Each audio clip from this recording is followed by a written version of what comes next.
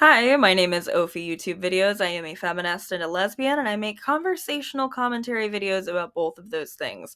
I had every intention of making a Halloween video this year, and then something else happened, but honestly, I kind of think it's all scary enough we can just call this a Halloween special anyway. I regret to inform you that the internet has seized upon another imperfect victim, that there is another woman that people on the internet are being very extremely weird about. I don't always get around to making a video about it when people are being very extremely weird about a particular woman on the internet. There are only so many functional hours in my month, honestly, but I often do. Regular viewers of this channel know how often the things I talk about in my videos end up leading me to reference my misogyny slop ecosystem theory. And that's just what I call what I see as a content model that encourages the worst and most misogynistic impulses in both the content creators who hop onto these bandwagons and their audiences who consume their content about them, priming them both to always be on the lookout for the next woman to paint a negative narrative about. These narratives are then validated sometimes just on the strength of our societal distrust towards women, or they're boosted via bot campaigns that make the distrustful toward the woman opinion look far more commonly held than it actually is. I talk about this sort of thing so often that quite a few of you came to me specifically about today's story to tell me how neatly it slots into what we discuss here on my channel. And since I don't have a sponsor to thank today, let me just take a moment to say how much I love and appreciate it when that is something that you all do. It's just a really validating thing about doing this kind of work for so many people to be able to look at a situation like this and identify how perfectly it fits here. I really appreciate it. And on the flip side of that, I know that there are a handful of people who do not, in fact, understand what I do here, and who do not understand what nuance actually means. They're going to leave me comments about how a truly nuanced take on today's situation would be for me to simply contort reality until I could create two victims, but then, also devote the rest of my runtime to talking about how much worse the actual victim is compared to the actual harasser. And, I'm gonna say this. I would hold your hand while I do if I could, but I don't want to. That is not nuance. That is bullshit. That is worthless, centrist bullshit that you will not find from me on my channel. I will not be preaching neutrality. I will not be going out of my way to defend someone I know literally only in the context of an act he committed against a woman. I will not be saying both sides are bad, and I know up front, I won't be spending as much time as some of you will want me to on criticizing the victim in this situation. I'm not here to do bullshit, and this is not a situation I find much nuance in at all. In fact, I think it should say a lot to you that I truly cannot even hold on to the nuance of my typical anti-recording people stance in the face of this situation. My video is not a video about how everyone involved is bad, but the woman is actually secretly worse if you think about it. Not that I'm saying she's not a victim, the way some other videos about this are. This is not a video about how if only she was a perfect victim, then I wouldn't have to defend her harasser. This is not a video or a situation where I have an ability to take both sides. There are times when it is both cowardly and devoid of compassion to be able to do that, and I think this is one of those times. I also think we're almost certainly looking at a botting situation, and I say that because of suspicions that I will unpack later, and unfortunately not because I have a solid answer as to where the bots came from or what they're seeking to accomplish. In some cases, long after the fact, we do get outright confirmation of the way bot networks were used to boost a narrative, like with the Who Trolled Amber podcast or the investigations that were done after the height of the Blake Lively smear campaign during the It Ends With Us promo. We're not far enough out from this situation for there to be compiled reports of forensic evidence or anything like that, but I and a few others are convinced that the misogyny slop here is being boosted, and we will get into that. As you have likely already gathered from the title and thumbnail, today's video is about the DoorDash Girl. The first time that somebody asked me to talk about the DoorDash Girl, I had no idea what was even being referenced, despite the fact that I have felt a need to weigh in on previous TikTok drama where a particular woman was in the crosshairs of the internet in a way that felt very unfair to me. I do not use that app, and I typically do not stay very on top of what's going on over there. So I'm gonna start this story by assuming that you interact with that platform in much the same way I do, which is not at all. A creator named IRL Monster High Doll in TikTok, or Evie, according to her other linked profile, posted a video this month, October of 2025, documenting an experience she had while working for DoorDash. DoorDash is a food delivery service that hires independently contracted drivers to use their own vehicles to pick up and deliver fast food orders from various restaurants to the customers who placed them. These delivery drivers, known as dashers, are paid very little per order, and they are not able to unionize. And I would classify the sorts of things I saw in my cursory research into potential benefits for being a contractor more along the lines of being perks than real benefits. This is not a job somebody is working 40 easy hours at a week and getting health insurance and dental from. Not only does DoorDash not provide health insurance, they're not even providing car insurance. And apparently your existing car insurance situation can be messed up if your insurer finds out that you DoorDash because of all the additional wear and tear being put on your vehicle. I just want to take a little bit of time to contextualize the sort of work that DoorDash is. Hard and underpaid customer service work, where you are delivering food to normal people, sometimes sure, but also where there is always the risk of customers who could range anywhere from being mildly unpleasant to being outright dangerous. DoorDashers, delivery drivers, Instacart shoppers, whoever, you can apply this broadly, they're not only doing this underpaid and time-consuming work, but they're going to people's homes to do so, something that could be dangerous on many fronts due to unsecured pets, unmarked back roads, overzealous gun owners. A lot of people seem to be struggling to find their empathy in this situation, so can we just collectively imagine it being your job to go to a stranger's house after dark and have no idea what's going to happen once you get there, other than that you hope it'll be the accepted delivery script that you're expecting? And if that hypothetical doesn't already sound at least a little bit concerning to you, like a situation you would have to navigate knowing it could go very wrong at any moment, let me just toss another hypothetical at you. Imagine you're a woman. A lot of people are incapable of doing so, and I can tell because of how much the rest of this story goes. But we're going to stay on that theme of trying to find a little bit more empathy for the DoorDash drivers before we go any further into this story. I don't personally have experience with deliveries, DoorDash or otherwise, but I have a friend who does. This is my friend Cheyenne, whose YouTube channel you can find linked in the description below, and you should absolutely subscribe to. My name is Cheyenne, and I've been a delivery driver on and off for 10 years, both through restaurants directly, and then I've also done DoorDash as well. Safety is something that's always at the forefront of your mind in this industry, whether you're on the driver's side or if you're in the management side. One example of this is that a lot of restaurants now will not have their drivers carry cash, so they let customers know either they can't pay in cash or that there won't be change given, just so their drivers aren't targets for robberies. Before the apps, the industry was definitely male-dominated, as many are. The apps do give people who might not have the opportunity to be in this industry, it gives them an opportunity to get in there. So if you have women in management or fellow delivery drivers are women, you're talking to each other about this stuff, you're giving each other support and advice, talking about experiences, especially because there's blind spots in training. Because you're just, as a woman or a female presenting delivery driver, you're going to experience things that men might not ever experience on the road. DoorDash doesn't have a formal training program at all for their drivers. There isn't a built-in community like you can have at a restaurant. And most women and feminine presenting people are used to feeling unsafe in public, but delivery work has like its own safety concerns to think about as well. So if you're delivering to places, you're probably going to apartment buildings and streets and such that you've never been to before. Even if it's in your city or whatever, you haven't been to every single place. So you're visible as an outsider as well because you either have a delivery bag or you have a uniform in some cases. You don't know what your customer looks like, so the responsibility of verifying their identity is entirely on you, not just for safety, but also for customer service. You don't want to give the order to the wrong person. Anyone else who approaches you, you have to determine if they're a friendly neighbor or if they've noticed your vulnerability and now there's a danger there. When it comes to uncomfortable moments on the road, it's not a matter of if, it's a matter of when. And that being said, there definitely are plenty of people who are safe and normal. It's not something you're going to experience every single shift. You might not even experience it every month, every year, but you're always prepared for the worst. And something that we especially talk about is indecent exposure, funnily enough, because it's something that gives the perpetrator plausible deniability. It's something that has less evidence, if it has any evidence at all. Whereas if you're physically assaulted or even murdered, clearly there's a lot of physical evidence there. So there's less risk to the perpetrator in getting caught when they do something like that.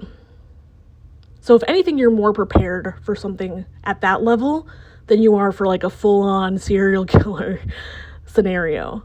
Thank you so much to Cheyenne for your subject matter expertise here. I thought that that was important context before we get into the story, but what is the story? What's going on here? So, Evie the DoorDasher posted a video that has since been removed from the platform via a TikTok strike, not deleted.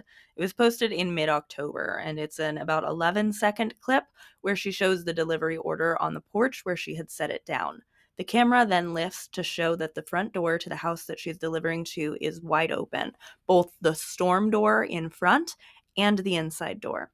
From the porch, there is a direct line of sight to a man who is lounged on a couch inside the wide open house. The guy is in a hoodie and, honestly, appears to be feigning sleep, with an arm draped over his face to hide his eyes. It's the only thing he's concerned with hiding because he is bare from the waist to the ankles, where his pants are bunched up. It's not really posture that leads me to believe that he is genuinely asleep. And because I know it's hard to read from the TikTok when it's enlarged, her text on the video read, "A man named Austin orders DoorDash, selects the option to have the order left at his door, sees his DoorDasher, me, has a female name. Quote, falls asleep on the couch with his pants and underwear to his ankle and his front door wide open in 59 degrees Fahrenheit. So this is what I see when I have to leave the order." And in this initial TikTok, she says, "That's fucked up," as she leaves the house. And you can see straight into the house quite a ways on her way off the porch and presumably back to her car.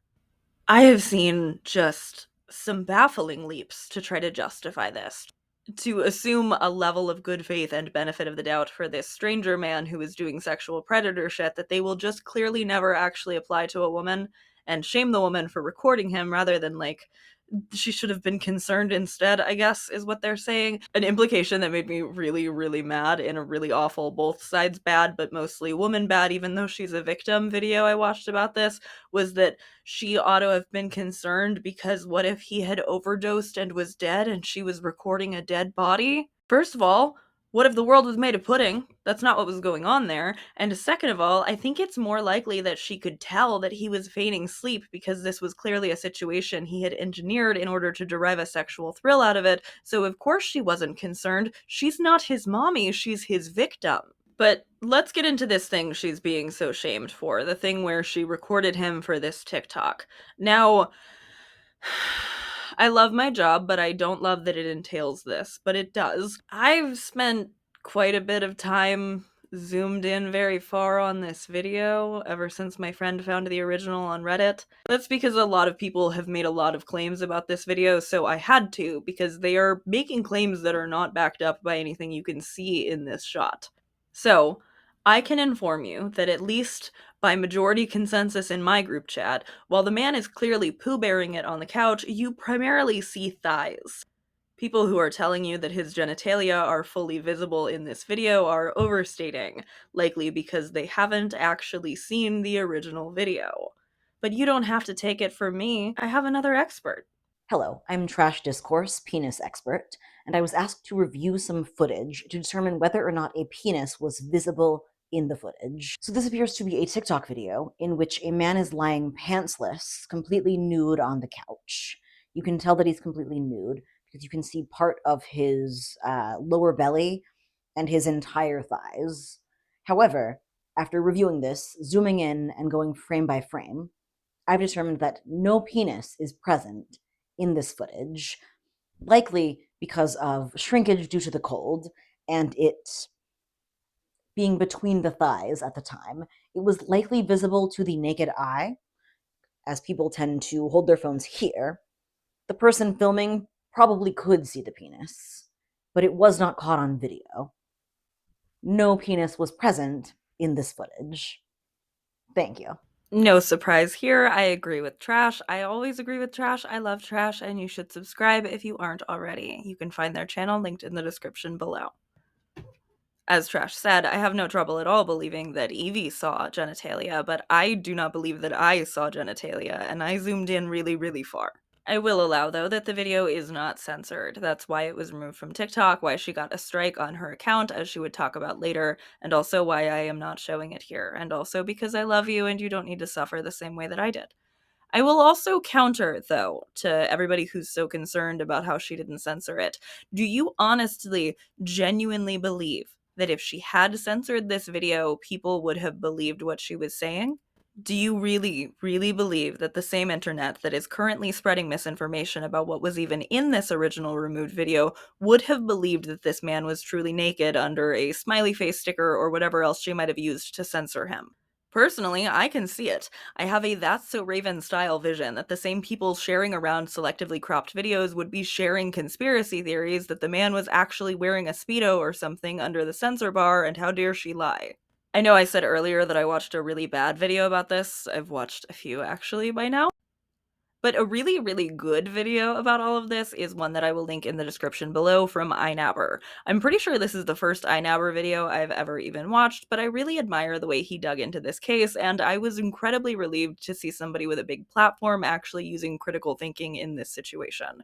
If you're looking for, honestly, an even more in-depth deep dive into this, I recommend his hour-long video, and then also the shorter, more recent one he uploaded on his other channel, both of which will be linked in the description below.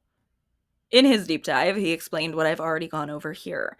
The original video from Evie, the fact that it was removed from TikTok because it was a violation of their policy due to the uncensored nudity, and also that people on the internet have taken the existence of a removed original video as free license to lie and spread a ton of misinformation about what was even in that video.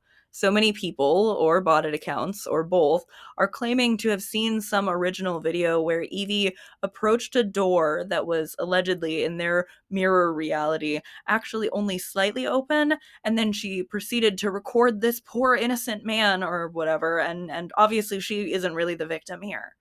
But as iNabber researched extensively to prove, there are no traces of this original different video, and the screenshot that has been circulated as proof across various Reddit threads and TikTok comment sections is literally just a poorly cropped version of the original video. So poorly cropped that it still includes half of her original caption, cut down the middle where they cropped it. As you can see, here is the shot of the original video. Yep, put this in your mind, it's the original shot. And then here is the photo somehow proving her to be a liar over that original video. They are the exact same frame, just one of them is badly cropped. And this is what I mean about this whole misogynistic society thing here. Because when a woman posts a video of clear evidence of something that has happened, everyone dismisses it. They say it's lies, they say it's deceit, they say it's a fake video, and there was a previous video that no one's actually ever seen, but we're going to believe it because our favorite TikToker said so anyway. But then, when a man takes a screenshot from that video, oh, that's actually real. That's actually the real key thing in this. That video, that photo that we have from that video that was actually taken by the original woman in this story, that's actually real. That's real, but it's not from her video. It's actually from the video beforehand, and I have no proof of that, but it's definitely real. I recommended this video so heavily that I made an entire graphic. Good job to iNabber. I never do this, but I would like to award him the prestigious only man on YouTube not to piss me off about this award, and also, secondarily, no less prestigious but a little bit less important, the Sorry I Didn't Know the Difference Between You and iDubbbz Until Now award. Now, I feel I've gotten a bit ahead of myself, so let's circle back and talk about what's been going on TikTok since that original deleted video. As of now, the earliest video chronologically on her IRL Monster High Doll TikTok account regarding this situation is from October 13th, and the caption reads, "Hey guys, as of 10/14/25, TikTok removed my original video and gave my account a strike, lol. The hate and abuse toward women extends into me exposing my own sexual harassment online. Not even allowed to post proof of men behaving the way they do, lol. I got a strike. I got punished." And I want to point to that not only as proof that the original video was taken down by TikTok and not because Evie decided to rewrite the narrative, as so many people are gathering thousands and thousands of likes by saying on social media, but also because she did two things in this caption. She called it sexual harassment, and also she censored the word sexual because she, as many creators on TikTok have to be, was concerned about her video being hidden on the basis of a no-no word in the description. I've seen creators and commenters alike take real issue with the fact that in this video, where she is replying to a comment telling her that she should report this to police, she uses the term SA to describe what happened. I'm going to play you specifically just one little part of this clip first, and we're going to take our time going through the rest of these TikToks since so few people commenting about it on Reddit bother to do so, and then a bunch of content creators truly just repeat whatever gets the most upvotes over there. Once you notice it, it's impossible to unsee. But I want you to pay attention to something for me. Check out how Evie uses the term SA here. I reported this to DoorDash over 12 hours ago, and they're supposed to call me back, which is strange because I've reported a couple less serious incidents before, and they called me back within 1 to 2 hours for those reports. So I don't know what's going on there, but I didn't report this to the police last night because I wasn't sure of DoorDash's process for like SA, or if this was even reportable to the police in New York State because he was in his home. Did you catch it? Did you notice the real-time self-censoring she did, where she was about to say something and then she chose the TikTok-approved term instead? I can show you again, and you can just keep it in mind when somebody goes off on some whole big spiel about how they just respect victims so much, and that's why they're the arbiter of who gets to use which words to define their own experiences. I didn't report this to the police last night because I wasn't sure of DoorDash's process for like SA. And yes, there is another video where she uses the word assault. We will get there when we get there. But with the way that she hesitates on that S and seeing that sexual harassment is in the caption, I truly believe that this is a case of TikTok speak and not a case of stolen valor. A lot of people really love this narrative that she lied and made it out to be more than it was, but her narrative has been consistent, and she even says in this video that she wasn't sure if it was something she could press charges with the police for. But after so many people told me to report it to the police, I did. And I called the non-emergency line, and they sent a police officer over to speak to me in person and watch the video that I have. And then he asked me to email it to him, and he asked me if I want to press charges, like what do I want to come from this? And I said, yeah, if there are charges to press, I would prefer that because I don't want this to happen to somebody else again. Hey, isn't that a thing that makes sense and that actually isn't harming real survivors? Like, other people who might survive whatever this guy would like to do when he lures women to his home to show them himself naked? Do you think maybe that was doing more to help survivors than the people who are having a real sense of superiority about their own assault in the comment section of this woman's video, perhaps? Because I do. And he understood that, the police officer, and then he went back out to his car, and then he came back to me, and he told me, like, this is pretty much verbatim. It's not verbatim, but, like, it's the point that he said. He said he's not sure if that there are charges that can be pressed at this point because he was inside of his house, and specifically he said it's not like he came up to his door with it out or, like, his window with it out or whatever. But it's like, come on now. Like, how likely is it that it's cold outside? It's pretty chilly. Your ceiling fan is on. You got all your lights on in your house. You got your front door open, right? You just ordered DoorDash 15 minutes ago. And within 15 minutes of ordering DoorDash and it getting delivered to your front door, you're asleep on the couch with your pants and your underwear to your ankles, your front door wide open, your lights on. It's freezing outside. Like, come on now. That is voyeurism. That is exhibitionism. That was something against my own will that I was fulfilling for that man. Oh, and I forgot to say, the police officer said he was going over to the residence of that DoorDash customer to speak to him and see what his side of the story is, what he has to say about what was going on with him. And then another major factor that we're not even considering is that man lives in a duplex. In that video, you'll see another door next to his. That's another apartment unit right next to his. That could be a family. Anybody could walk out. See, listen, if I wasn't the target, you still shouldn't be whacking it off, whether you're drunk or under the influence of any substances, with your door wide open regardless, because anybody could walk out and get assaulted from that, seeing what you're doing on your couch. It could be a child. Anybody could come up on your porch and see that. Anybody walking by on the sidewalk and accidentally getting a glance would be a victim. I've seen a lot of conversational right-of-way bullshit here about how such and such commenter is a real survivor and Evie can't say SA because this isn't technically assault, and how dare she feel that way. And you can absolutely miss me with all of that. Not only do I not think imprecise language is a worse deal than luring a woman to your home to sexually harass her while she does her job, but also because I'm just not convinced that her using the word assault or the initialism SA to define what happened to her is a problem. I don't care. Yeah, sure. Okay. She could have said SH for sexual harassment, but I would absolutely assume that if I used that initialism, people would assume that I meant self-harm and not sexual harassment and be confused, which is yet another reason why I use the full words and take whatever algorithmic hit I might get for that on YouTube, because I do care a lot about the precision of my language when I commentate on these things which I was not involved with and am not emotionally charged about.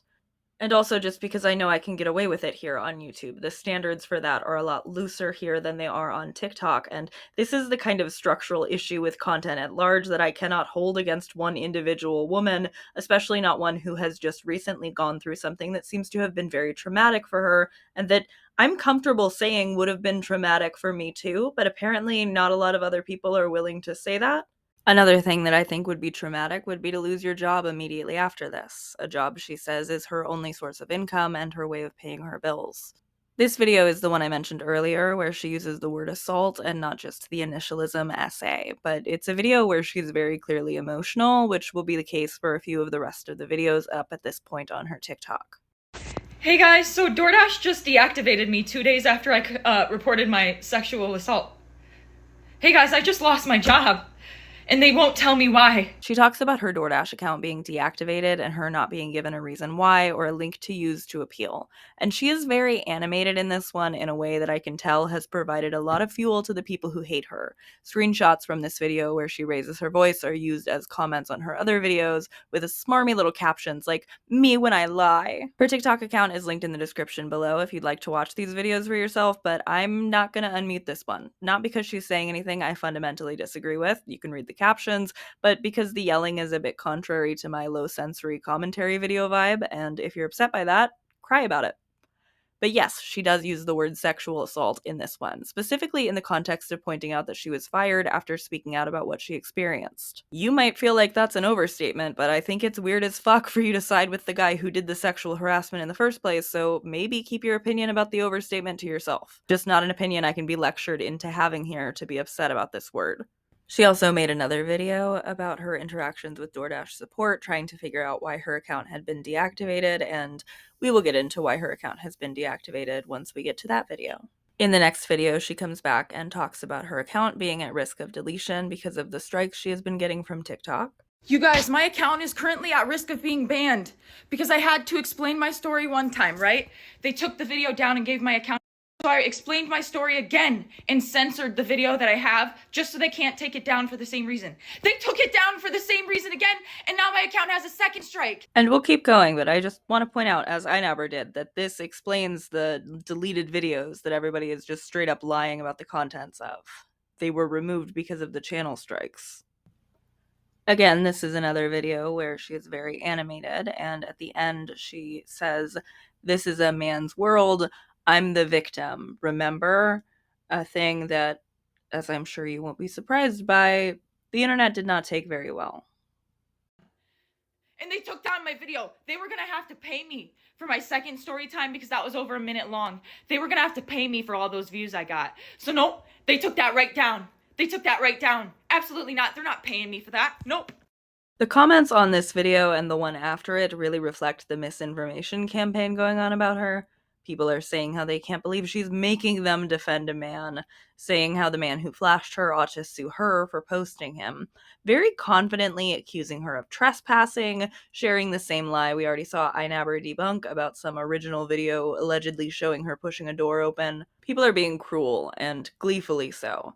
There are also a lot of likes on these cruel comments. Nearly 30,000 likes on this comment that is just straight up anti-Semitism, comment after comment accusing her of being manic, which, even if she is, trauma can trigger a manic episode, so it wouldn't complicate my belief in her initial story, which she provided video evidence of, if she is still reeling from the effects of that days later. And of course, in the comments, we see a lot of people saying how offended they are to have this incident referred to as sexual assault, speaking down to her while they lift themselves up on the basis of claiming their own survivorship as more legitimate than hers. It's the as a survivor thing we always end up talking about here, and it doesn't fly with me in this situation any more than it does elsewhere. So, again, to the reason why I am not upset by her using terms like SA or assault, I am not a cop, I'm not a judge. It is not my job to ensure that the descriptive words this woman or any victim uses for their own experience exactly lines up legally with what might hold up in a court of law. That's really not how my sense of morality works, especially not in the very broken system we live in where survivors of sexual violence very rarely see justice. And also, even in the system that we do live in, People are really loving this talking point about her taking a video of him making her the real villain in all of this. It's huge scale Darvo. But I noticed that she didn't say that the cop gave her any shit for recording this guy, a thing I think he probably would have done if it was as big a no-no as everybody commentating online is pretending like it is. People are like really confidently saying that she could go to jail for this. What the fuck are you ever talking about? Also, I'm gonna say something, and I know this will be legitimately controversial because I know a lot of people really like the talking point that this is revenge porn, as if the distribution of intimate images is something that they care about in any situation other than when they can wield it against a woman right now. I think if you're ordering DoorDash and you know that DoorDashers have to take a picture of the food when they deliver it, and you hang out naked in full view of where you are having somebody deliver your food, you have pretty much consented to her taking a picture of your dick. I didn't even see the dick in the video, and neither did my penis expert. But, like, I think that is kind of pretty much in a roundabout way. As much as the DoorDasher was consenting to see you, you consenting to them taking a picture of you.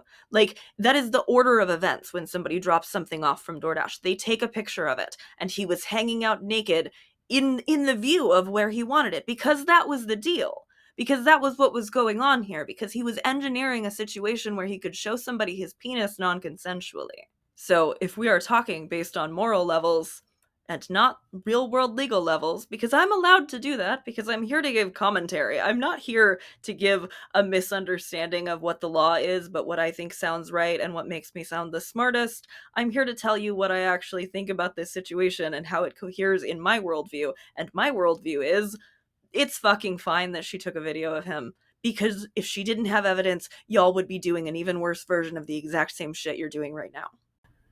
And that's why I said right at the top that I know that I won't be spending as much time in this video criticizing the woman as people will want me to. I know that people will be upset. People will tell me there are two sides here and he still shouldn't have been recorded. And I will say, no, I don't care.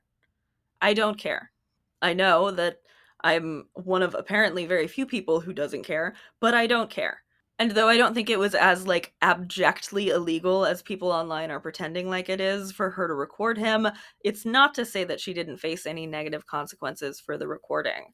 As we're about to get into, it is why her account with DoorDash was suspended. But this is for me to say that, as absolutely confident as some of the people commentating about this are, that she's going to be in big legal trouble because of all of the DARVO they decided to do on behalf of this man who is a stranger to them, I will remind you, other than the fact that he committed an act of sexual harassment toward a woman. I didn't hear in her story that the cop was even shitty to her about her taking that recording, and I feel like she would have mentioned it as one of the ways that she was feeling silenced by everyone involved in the situation if that was happening. Okay, also, I can't help myself. Speaking of the cop, one of the videos that I watched that I've been complaining about throughout this video, there's a commentary boy who I have long distrusted, and I feel so justified. I feel so justified. He was upset that Evie used what he identified as kind of a douchey voice to imitate the cop, and then he went out of his way. I'm not even joking. I got so mad that I had to stop watching the video and instead just read the transcript, which was a bunch of regurgitated Reddit approved talking points, and came down with the brave bullshit centrist take of they both did bad things, and even though she's a victim, I'm still going to spend most of this video focusing on her wrongdoings and trying to absolve the Flasher because she should have been a perfect victim. Which he did in a video, by the way, where he feared being seen as a pickme because he used the word misogyny like once in the introduction. Don't worry, bro, no actual feminist will ever think that about you after watching you run so much defense for some random pervert, but, like, by all means, go on about how you think it goes when women report sexual harassment to the police. Because that's what he did. He went out of his way to write pro-cop fanfiction about how he thinks this woman's interaction with the police went, when he was not there, and when I'm willing to bet that he does not have the lived experience of being a woman and reporting sexual harassment to the New York Police Department and seeing how they handle that and how seriously they might take flashing. Like, what the actual fuck? He just kept lecturing about how the perfect victim would act and how she should never have posted it on social media. Genuinely, it comes across like he's pro Flasher. Like, just such an example of the kind of person who is so brain rotten by feeling like they are smart when they come to a mutual abuse conclusion that they have to find mutual abuse even in situations where it is as clear cut as this. Oh my god.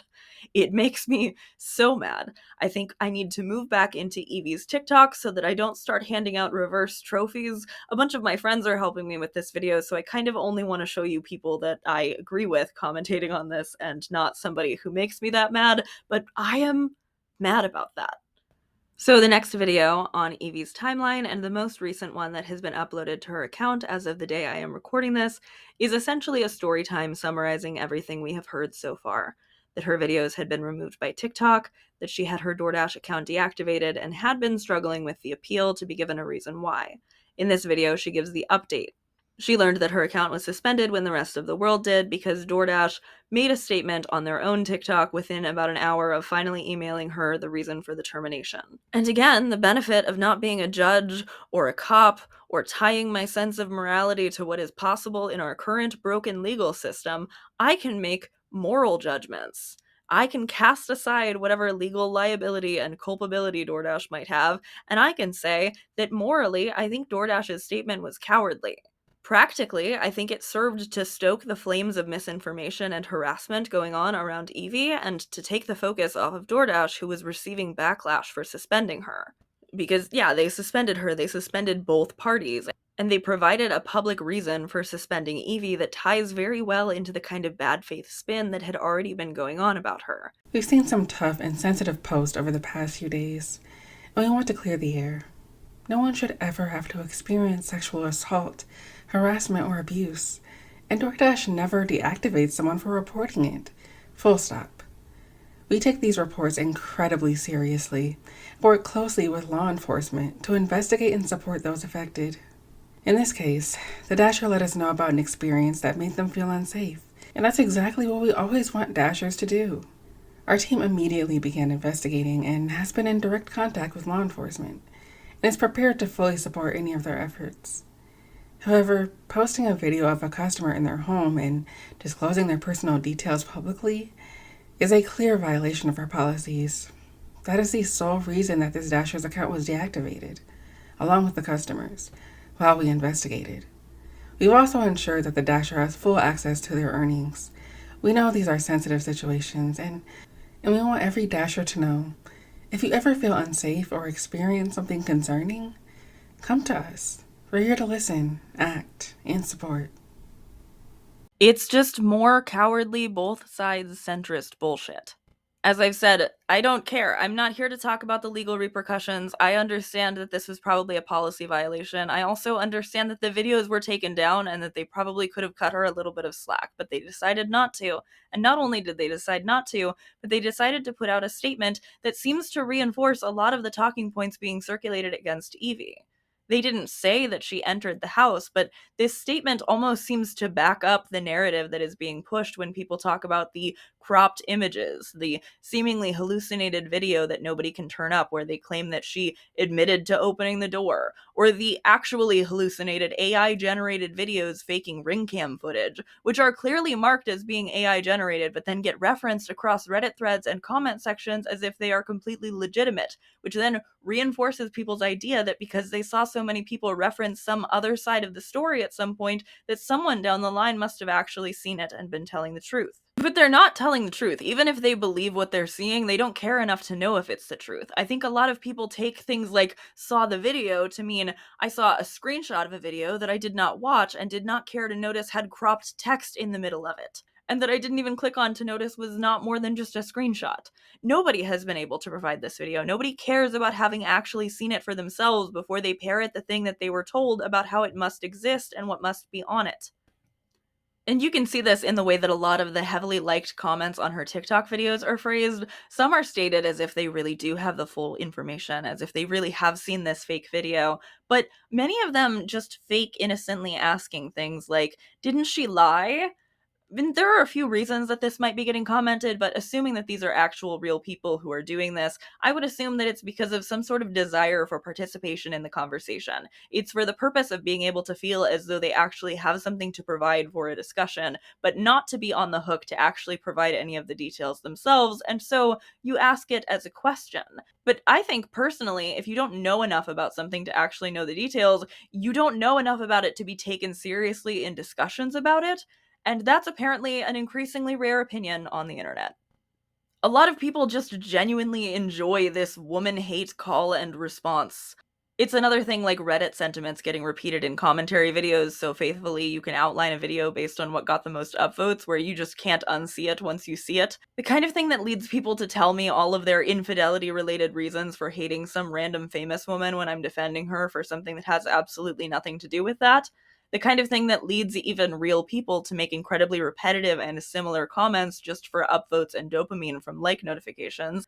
Like notifications that could either be from bots or from real people, and there's no way for them to know. The way that they do with any woman elevated to the hot seat in the misogyny slop ecosystem. And it's incredibly troubling to me how much of the shape we've seen this take against famous women have been repeated here, down to people taking a particular screenshot of her being emotional in one of the videos and using it out of context as a meme, creating entire accounts dedicated to hating her. And she doesn't even seem to have previously been a particularly notable TikTok influencer prior to this. The level of outrage that she is generating is not proportionate to the situation, and it's also not proportionate to how well known she was prior to this. And I don't want to discount the fact that a lot of the accounts participating in this are actual real people who are cruel and misogynistic. But okay, so some of them aren't. And I'm not saying some of the people who are participating in this are good people who are not misogynistic. I'm saying some of the accounts participating in this are just straight up not people. And the difficulty that we have in pulling apart who is and is not a real person in this discussion is part of why I call this an ecosystem when I refer to the MSE, and not just misogyny slop tube. The bots are getting introduced into an already existing ecosystem.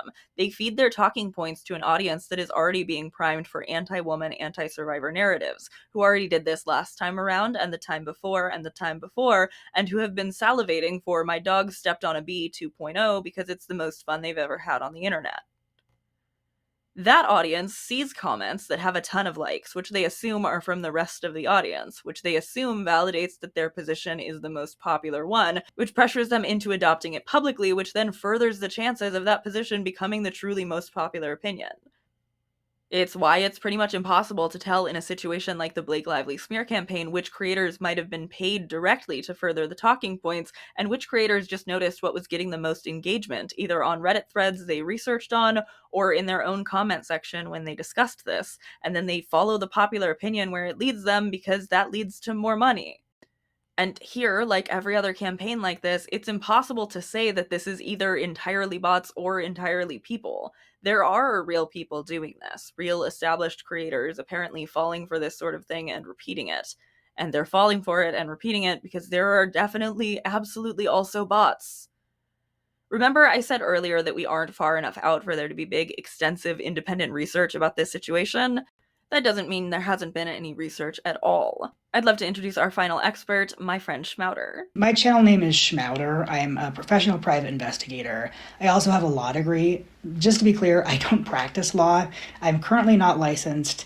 I don't practice, so I've been procrastinating getting my license. It's a little while till my bar score expires, so doesn't matter. I'm not giving you legal advice. None of this is legal advice. I am not your lawyer. I am not a lawyer. I'm here to talk about bots and sock puppets. I recently finished a big project about the Blake Lively smear campaign. In doing that research, I became aware that both companies and just normal people can hire armies of bots to conduct smear campaigns. And for normal people, it's cheaper than you would think. For clarity of terminology, I'm using bot very broadly here, and I'm actually using it to refer to both bots and sock puppets. A sock puppet is when somebody posts pretending to be someone else, usually for some kind of nefarious purpose. An example of this is in 2016, and probably every election cycle since, Russian sock puppet accounts were very busy in Green Party vulnerable spaces to try to encourage people to vote for people like Jill Stein, so they would split the progressive vote. Bots are essentially automated sock puppets, so somebody just writes code that allows the bot to kind of act like a person. It's just a lot more efficient. And they're getting a lot more sophisticated, particularly now that they're using LLMs to generate quasi-realistic human speech. Either way, I'm going to use the word bot to refer to them both because, I mean, their impact is pretty similar. If you're a high roller, you can afford plenty of both bots and sock puppets. So, for example, Mohammed bin Salman, the totalitarian ruler of Saudi Arabia, is known to have this enormous department of people whose entire job is to just post under sock puppet accounts to try to sway local and also international social media in favor of bin Salman or against his enemies. He's also very close to Johnny Depp. Who would have thunk it, huh? So we know 3 basic things about bots. 1, the internet is just crawling with them. 2, they're really good at making it seem like everyone on the internet agrees about something, even if that something isn't true. And 3, it's really difficult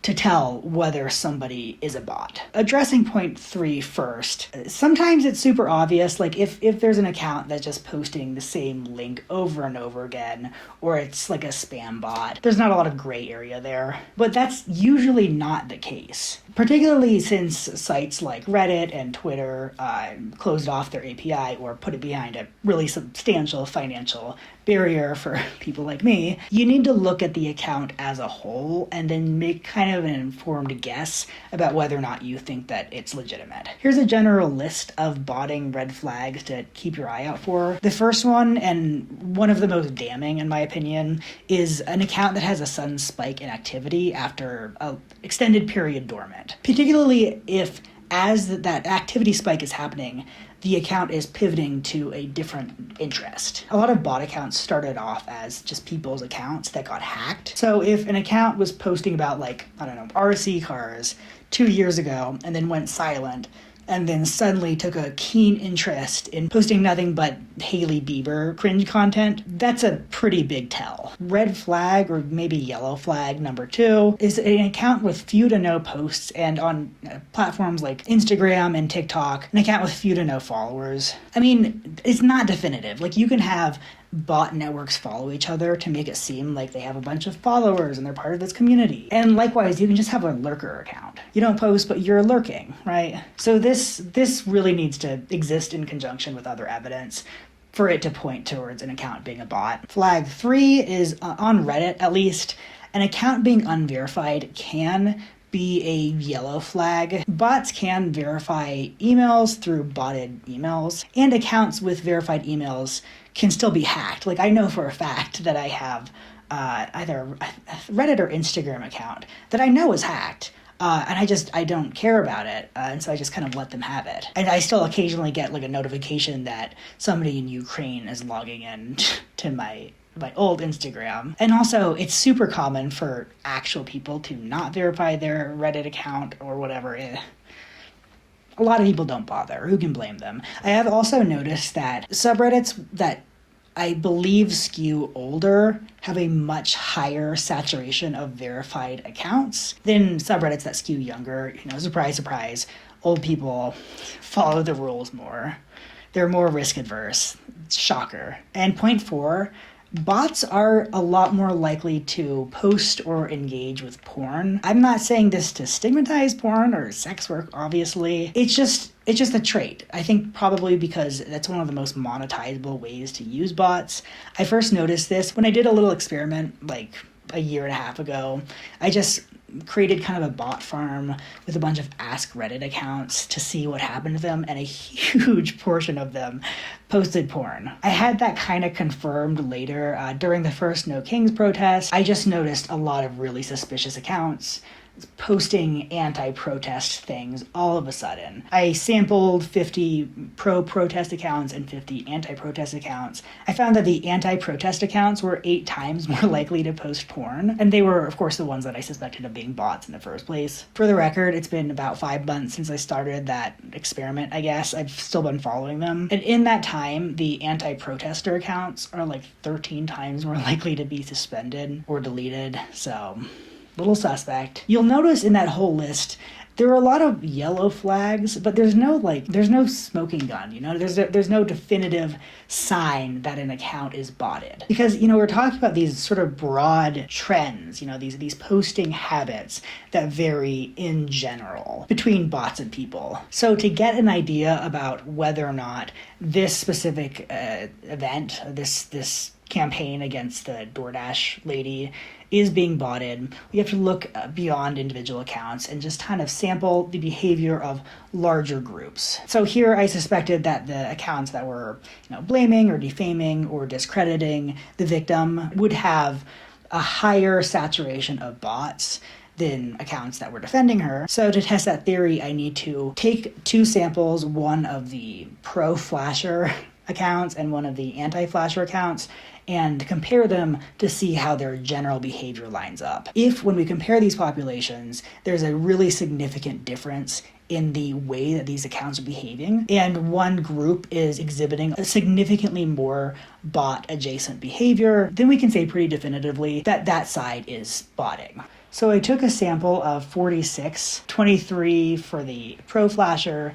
23 anti-Flasher. The reason why it's that number is originally 50. Both groups had one account each. That was a huge outlier, and that was going to kind of skew the data sample, so I cut them both out. For the record, if I had kept them in, it would have skewed the data in favor of my argument that there's botting going on, but, I wanted to be fair. And then the other one was I accidentally lost one of the account names and I didn't want to go back and find it, and so I just took out one account from both sides. So we have 23 versus 23. The metrics that I took were the account name, obviously, the account's karma, the number of contributions, whether it was verified, the account's age, whether there was a sudden spike in account activity, whether there was incel activity, and whether the account posted porn. I was so used to dealing with the Blake Lively bots that were really expensive. And because they're more expensive, they just have this level of subtlety that is not present here. It's actually quite striking how heavily botted this is. So here's the broad takeaways. The average amount of karma, which is upvotes. When somebody likes your post, they upvote it, it gives you 1 karma, and if they downvote it, it removes 1. So the average pro-Flasher karma was 636. The average anti-Flasher karma was 5,968. I also took medians. So average is, when you add up all the numbers and then you divide them by the number of numbers. What a clear explanation. The median is the direct middle number. So if you have 1, 2, 3, 4, 5, the median is 3 because it's the number in the middle. The useful part of that is that if there are outliers, the median resists that because that doesn't sway it in either direction because it's still the middle. So the median pro-Flasher karma was 2. The median anti-Flasher karma was 433. The average pro-Flasher contribution, so the number of posts and comments that they make, was 38. The average anti-Flasher contributions was 827. The percentage verified, that in the past has been a pretty effective metric. It actually was not a huge difference here. I think that a lot of the DoorDashers are just a lot younger, so they just don't verify their accounts that much, and so there's not a huge difference. The average account age was also very similar. That's not surprising at all. Like I said, a lot of bots come from hacked accounts specifically so that they can get an older and more seasoned account, so it's less obvious. So 65% of the pro-Flasher accounts had a suspicious spike in activity after a long period of inactivity. 65% is really significant, and 0% of the pro-victim / anti-Flasher accounts had strange spikes in activity. They were all fairly consistent in their posting. 21% of the pro-Flasher accounts had incel activity. Again, I try to be judicious about this. Simply playing Tarkov is not enough to qualify. And 0% of the anti-Flasher accounts had any incel activity. 25% of the pro-Flasher accounts posted porn as compared to 4% of the anti-Flasher accounts, and 65% of the pro-Flasher accounts had under 10 karma, which is really very little, as opposed to 13% of the pro-victim accounts, anti-Flasher accounts, whatever. All in all, pro-Flashers are 5 times more likely to have under 10 karma than anti-Flashers. They're 6.25 times more likely to post porn than the anti-Flashers. they are at least 15 times more likely to have a strange spike in activity. I say at least because 0% of the anti-flasher accounts did this, so I don't know what the proportion is because none of them did it. Likewise, the pro-flashers are at least 3 times more likely to have incel activity. The pro-flashers have 1/10 of the average karma of the anti-flashers. They also have 4% the average contribution of anti-flashers. And I feel like even that doesn't convey how obviously botted this was. I mean, it's outrageous. I did some conditional formatting in this table so that dark colors mean that it's in the lowest percentile. I mean, look at these pro flasher accounts. Like, it's crazy how many of them have like 1 karma, how many have 0 contributions. And, you know, when I say they had strange spikes in activity, I'm talking about years of inactivity accompanied by a sudden bizarre pivot in interest. And a lot of them only had 1 comment, and that 1 comment was about this. One of them, something around 8 days before posting on the DoorDash driver subreddit that I got all these accounts from, was posting an Amazon manager Q&A. And there's just so much porn, too. There's just so much porn. And look at the karma and the contributions for the anti-flasher accounts. It's such a healthier range. So looking at the group behavior of people who are talking shit about the victim, who are defaming her, and who are spreading just lies about what's going on, they are so much likelier to have bot attributes. It's outrageous how obvious this is. It's frankly kind of insultingly lazy. There's not a doubt in my mind that botting is happening here.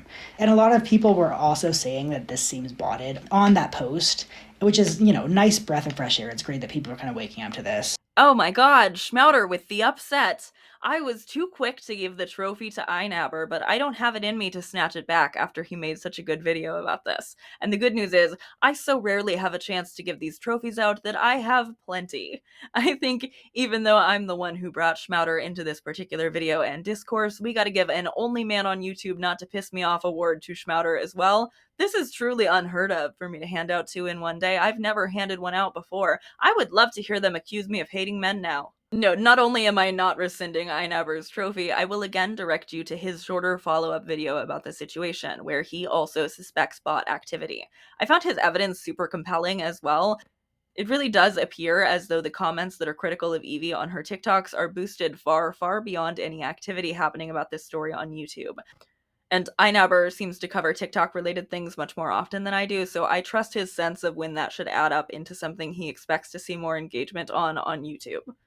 Personally, I didn't dig into this much on TikTok other than the posts that were directly on Evie's account. iNabber also talked about people finding multiple AI-generated videos that borrow the face and voice of real TikTokers and then run the exact same script to deep fake videos claiming that the victim here lied.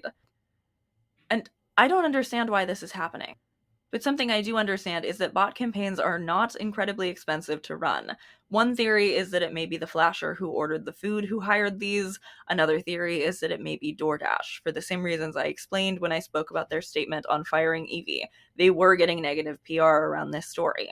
And for both of those possibilities, astroturfing a narrative where this is actually her own wrongdoing could benefit them in a very clear, direct way. There's also, though, the possibility of the astroturfing being done by any random number of misogynists or incels or men's rights activists. I think we're in a bad habit of grossly underestimating exactly how much effort the people who are enjoying our current culture wars are putting into making sure that whatever narrative they'd most like for us to be engaged with is the dominant one. And a narrative with some duplicitous lying woman who couldn't possibly be the victim of sexual harassment at work is a narrative that, while less directly obviously beneficial than it would be to the first 2 possibilities I mentioned, could stand to serve quite a few different hateful groups.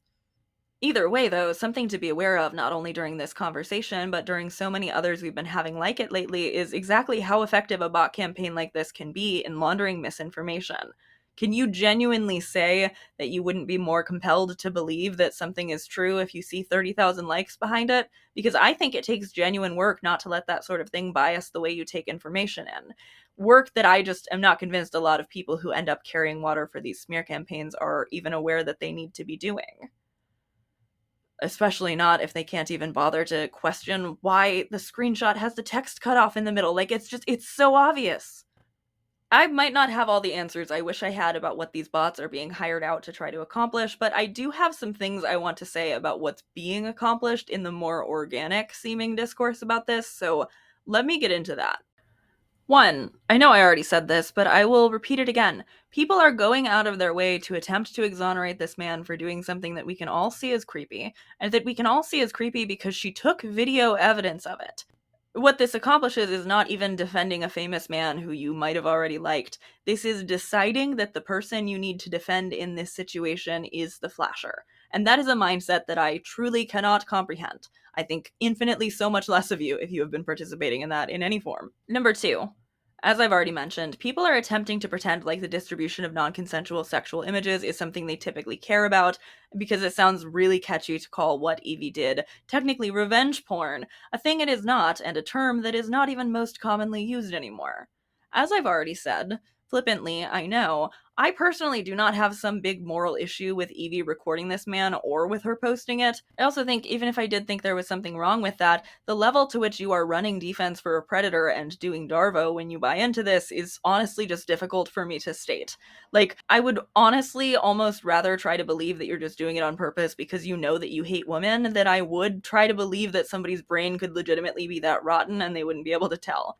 Because the argument a lot of them are making alongside this one is number three. If it was sexual assault for him to show you himself naked, you just sexually assaulted everyone who saw your video, and you're even worse than him, so checkmate. And here's the thing. Shut the fuck up. Just shut the fuck up. Just shut the fuck up. You are nowhere near as clever as you think you sound. You and I both know what the difference is between a man luring you to his house to show you his penis in real life against your will, and you scrolling past some thigh on TikTok. Also, her video was 10 seconds long, and you had a warning before you saw a brief, faraway shot of the naked man. You could pause to read, you could scroll away. She, in real life, did not have an opportunity to pause and read a warning before she approached the house that there would be a naked man inside of it. And another reason why it's different, and I can't believe I have to say this, a naked man on your screen is not real and cannot hurt you, and a naked man in a house you have been lured to after dark very much fucking could. If you are not capable of understanding the situation critically enough to understand this, if you are so poisoned by your desire for clout and easy likes, and to have felt like you really said anything special that you are willing to pretend like you don't understand that, you do not have literally any right to be having a conversation that is even tangentially about sexual harassment and sexual violence. And you know what? Let's stay on that thought of sexual violence for number four, because I've been arguing against number four this whole time, but number four is incredibly pervasive in this and many other discourses. Number four is this idea that by appropriating language that people feel Evie is not entitled to use, she is somehow harming real victims. Harming real victims in that nebulous way that always enables a hate train to mob against a woman, but feel righteous and woman approved about it, and maybe even vaguely feminist. Sometimes they do dress it up in sticky, sweet, fake empathy by saying, I'm so sorry for what you went through, but it is an assault, and you're really hurting actual real victims by saying that it is, so this is disgusting. Sometimes they're a lot meaner, but almost always they tack that conversational right-of-way magic phrase onto the beginning of what they say. As a survivor, I've talked about conversational right-of-way before in my video about censorship. This idea that disclosing your identity as a survivor should grant you automatic deference in a situation, a position people are suddenly unable to argue against without being anti-survivor unless they want to disclose their own trauma, even when the person who is using this line of argument is themselves being anti-survivor. Because what these people are doing is they are putting themselves on a high horse. They are granting themselves a level of importance and empathy that they refuse to extend to this woman, and then they are perpetuating rape culture. That is what they are doing. That is what it is to look at this situation and immediately downplay it. And I know that some people might not like that I use sexual violence and harassment as a joint categorization, just like they won't like that I do not feel obligated to police whether or not Evie felt assaulted by this. But indecent exposure is quite literally classified as an act of sexual violence. This is sexual violence. There is violence to this, even if it is not physical. This is an act of misogynistic domination, and anyone, survivor or not, who is saying that it is no big deal is just reinforcing the society we live in where men are given passes for doing this sort of thing. Not just given passes when they do it, but given passes for and because they did it. Given excuses that they never asked for, having medical conditions made up about them, having entire narratives spun about fabricated original videos, and large-scale DARVO done to their victim. To sit there and reinforce the rape culture we live in, the rape culture that led to you being a survivor, that led to you even having to hold an opinion that is informed by your own trauma, is honestly just fucking despicable to me. It is as despicable as the pro-cop fanfiction the commentary YouTuber wrote. It is as despicable as whoever is paying for these bot campaigns against this woman, especially if you yourself are doing this after you let yourself get convinced by the least convincing evidence imaginable that this woman is a liar. I do not respect you. Your job as a survivor of sexual violence, contrary to what the rape culture we live in will tell you, is not to root out which women are and are not deserving of being in your little club, and comparing notes on which exact forms of trauma correctly qualify them to use the terms that you like best. You are not endowed with any sort of magical ability to see the truth of situations just because you were traumatized in a situation you yourself lived through. Your trauma, as real and as valid as it is, does not provide you with any more of a window into private situations you are not part of than that commentary guy's opinion on how a conversation with a cop probably went gives him into how it might go for you if you reported your abuse to the police. And if you wouldn't want guys like him writing pro-cop fanfiction about you, you need to stop believing them when they write it about other women, and you need to stop putting your name and your experience and your survivorship behind these kinds of campaigns. Cut it the fuck out. Cut it out. And just so that I can count up to 5 here, the fifth thing that is being spread and accomplished in the talking points I'm seeing around this is just the furthering of the myth of the perfect victim.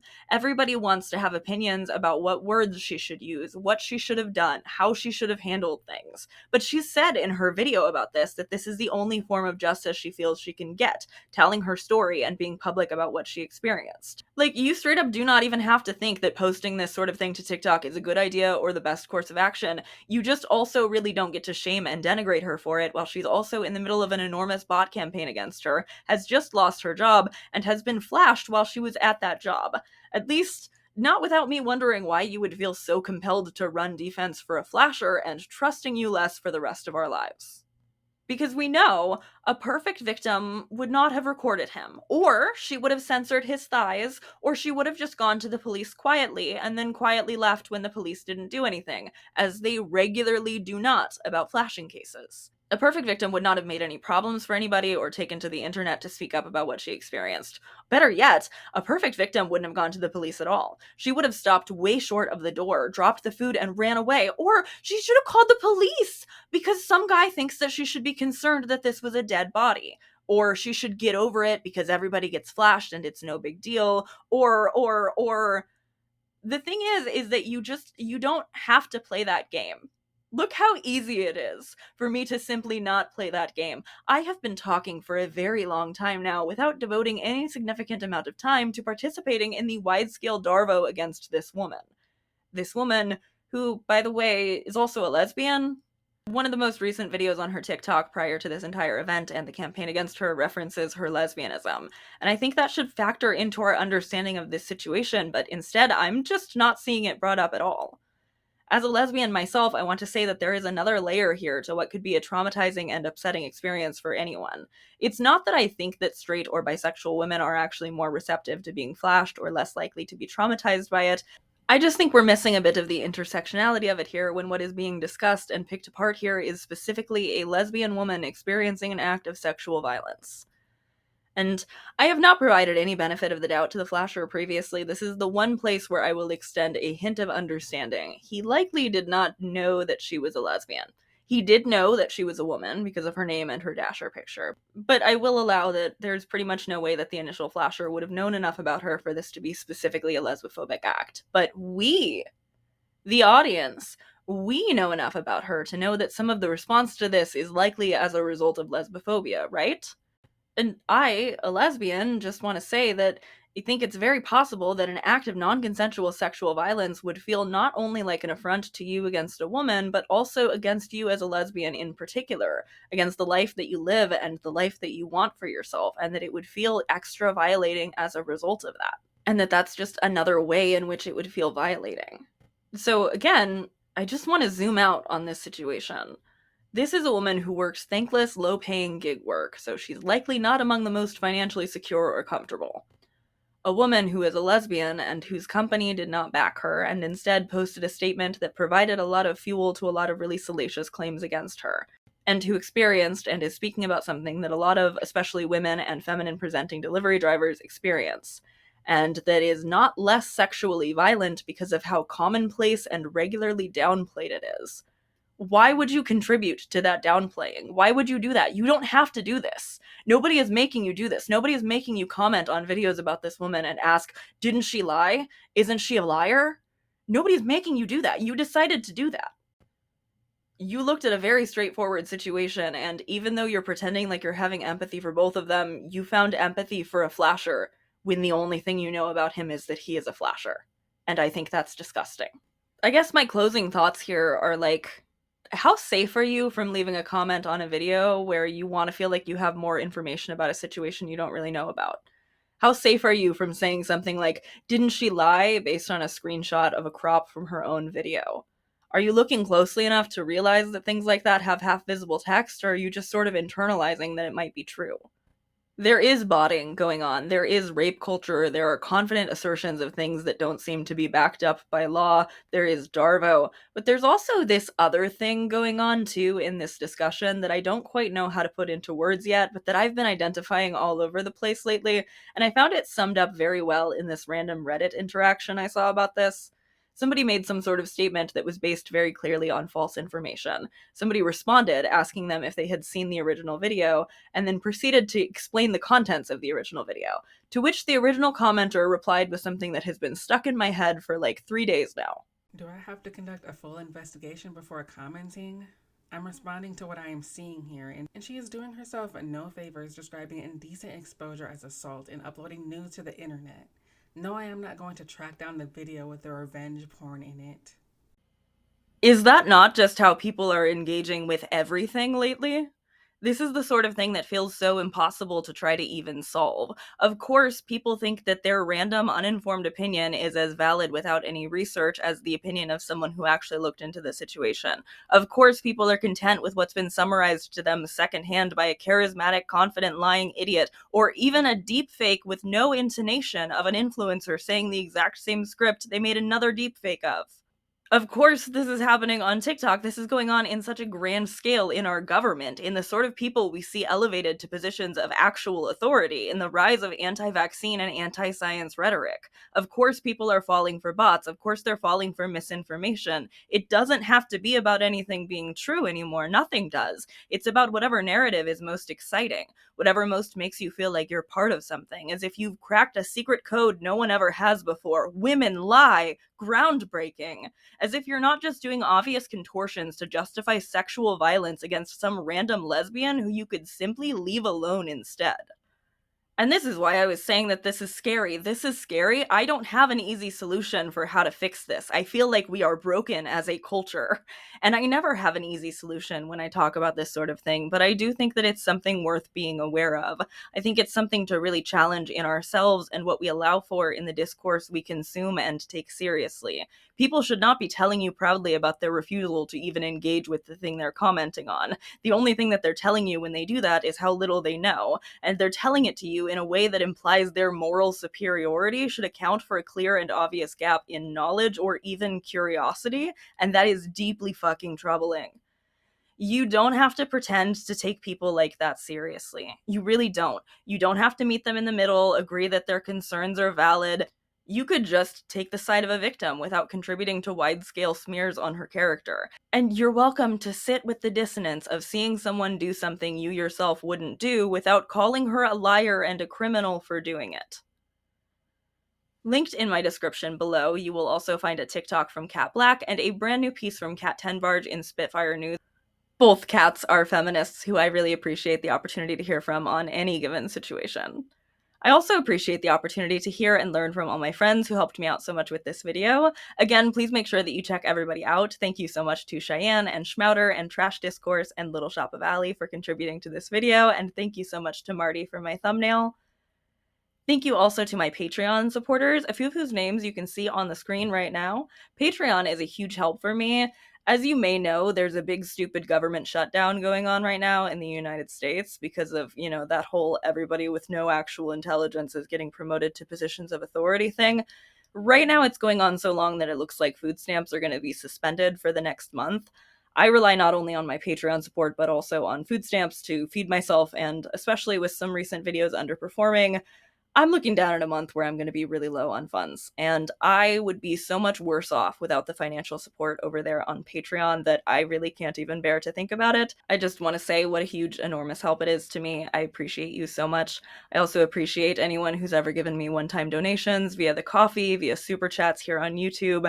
Being able to do this sort of work is the best thing that has ever happened in my entire life, and I really love doing it. You don't have to sign up for the Patreon, maybe donate to a local food pantry. I also just kind of wanted to put a face to the kind of person who is affected by the food stamp shortage, because I feel like most of my audience is empathetic enough to already care about that kind of thing, but truly so many people are on food stamps. I will be back again soon, although I think my big planned video for Halloween is going to take a back seat for a moment. I will talk on Patreon about what that video was going to be, if that's maybe a good incentive for you to want to hang out over there. But I don't think I have the time to research it the way I want to for next week. But I will be back to talk about other things very soon. I love you. Get a load of how many comments on this video that are critical of the victim will be coming from channels that have never commented on my video before. Because if my short from earlier was any indication, there are going to be bots on this one too. All right, see you soon.